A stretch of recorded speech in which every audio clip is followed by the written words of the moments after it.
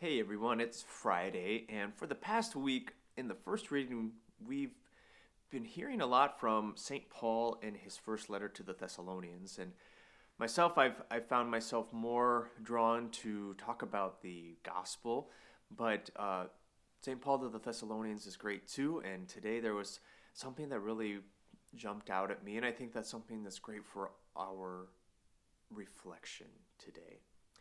And he's speaking to the people he's writing to in Thessalonica, and he's exhorting them that they should receive from Paul and from those who have come with him when they came to evangelize, like that they should receive from them how to conduct themselves.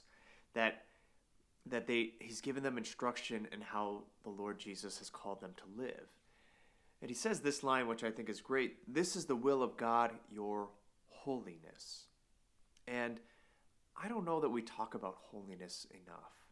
A lot of times within our religious tradition, we can think a lot about, what do I simply have to do so that I'm not a sinner? Or what needs to change? And that's absolutely part of holiness, and I'm not saying it's not, but holiness is quite a bit more. It's not just avoiding the bad things or white knuckling it so that we don't give in to temptation, but it's about living life free, which means free to do what is good and right, and free to serve God in everything that we do.